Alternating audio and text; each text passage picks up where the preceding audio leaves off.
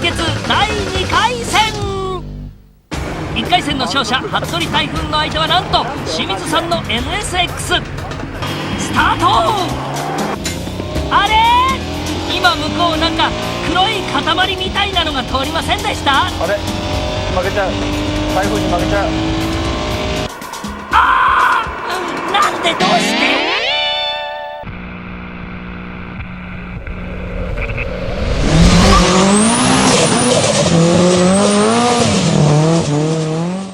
？I'm about ready to show you a vehicle that you would never want to call Blazer, Jimmy, or an S10 in front of any of its owners, because if you simply wouldn't walk out of the room alive, which is why I snuck this in now in front of the camera.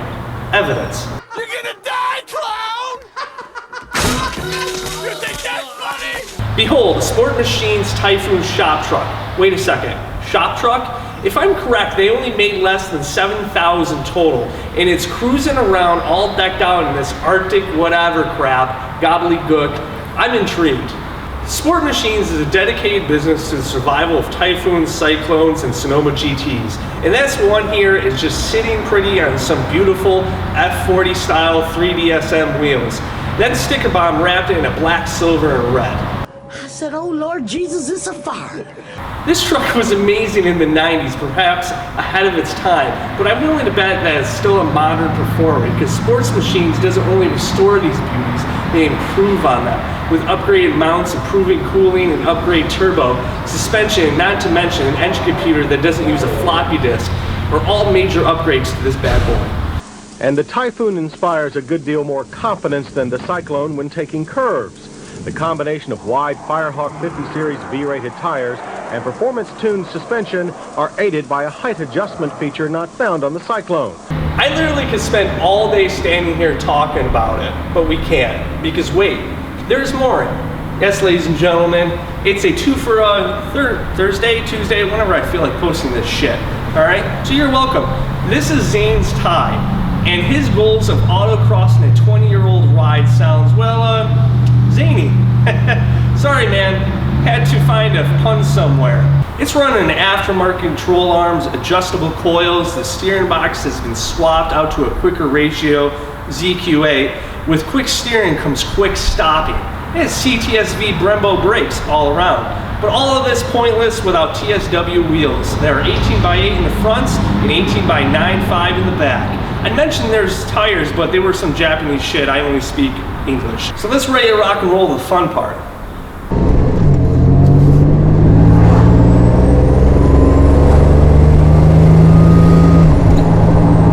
That sounds dangerous. In a good way. Why'd they click on? I don't know, now you turned them on. It might rain. It detects when water is hitting the windshield. Yeah, rain sensing. Rain sensors. First vehicle with rain sensing wipers. Without even knowing it. I don't know why they're on. There we go. Oh, there you go. Now they're off. All right. Now, do you have to push a lot of boost for there to be like a blow-off noisy thing, or does my car just do it every 5 seconds for the fun of it? Anytime it senses positive pressure, you'll get a blow-off noise. Yeah. Plus, this has no filter or anything on it, so you literally hear it every time. Yeah. So I thought that was pretty crazy how you have like an open turbo on there. There's no real good intake, and there's no real good way to make one. So part of testing that turbo, and we built the turbos in-house, was to say, you know what, it's mine. If it breaks, I'll rebuild it. Right. Or I'll fix it. So let's see how good this thing is. It's been on there 2 years, no filter. Summer, winter, rain, salt, snow. Nothing. We took it back apart to Cerakote it. I re-inspected all the bearings, like brand new. So there's a lot of stuff in front of the turbo. There's not really room for anything to really get up in there, salt, dirt, or otherwise. So as your shop truck, you're making parts for other people and using this as your test vehicle. Yep. So you can say, hey, this thing, everything on this lasts through winter because you drive this through winter. Yeah.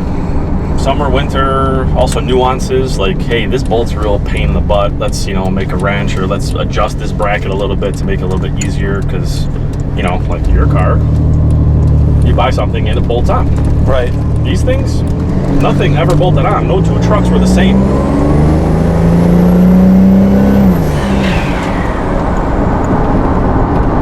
That sounded awesome. I mean, this is probably the most enjoyable car I've ever driven. It's actually like very comfortable. I mean, like my last car that I reviewed was the supercharged Cobalt, and that's a great car.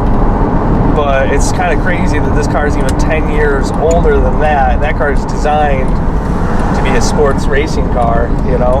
And I'm sitting in like nice leather seats, and I feel like I can go on this long ass road trip or something to this thing.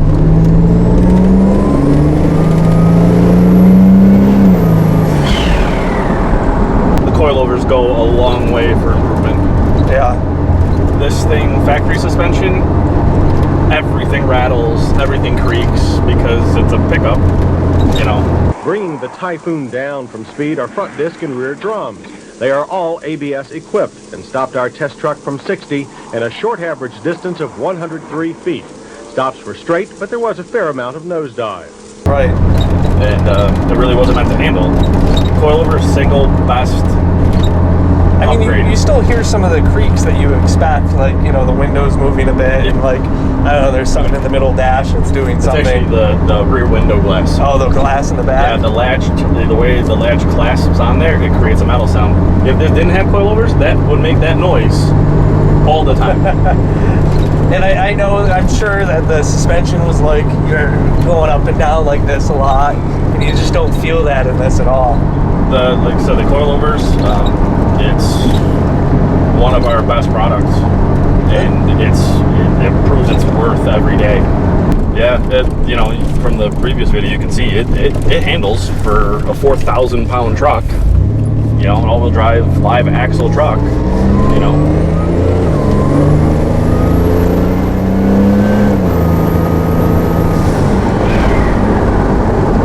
And that scoots. It's not bad. What do you think you're putting down for power for this? Haven't even looked?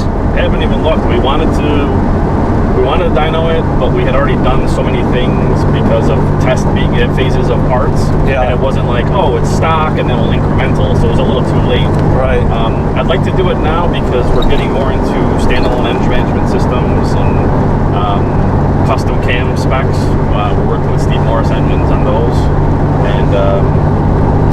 and actually moving towards doing a coil-on plug ignition system instead of distributor and really modernizing things. Mm-hmm. So I think we'll do something then, but it'll be more of, okay, what can we wring out of a stock block? Because this is a stock motor. It's never been open. Stock head, stock cam, stock bottom end. I think you do this show just to drive different stuff. It is one nice perk that I get. Well done, well done. And tacos. I get free tacos sometimes. Get free tacos. If you ever get a chance to experience a true American vehicle that was ahead of its time, it is totally this one.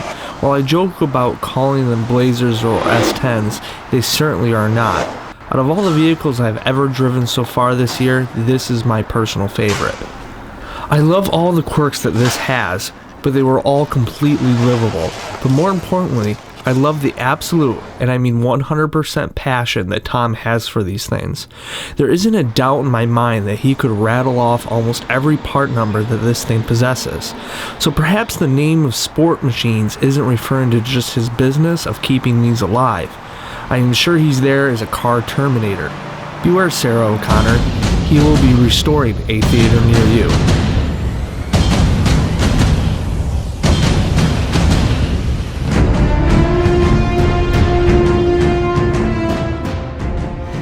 This goes out to my mother, who's in jail. Sports machines, making trucks so tough and mean. Sports machines, turbo noises so lean and clean. Back in '92 is when Clinton played the sax. Now you're mature enough just to have sex. Sports machines, making trucks so fast and breaking spleens. Sports machines, all-wheel drive and picking up geezers in their underwear.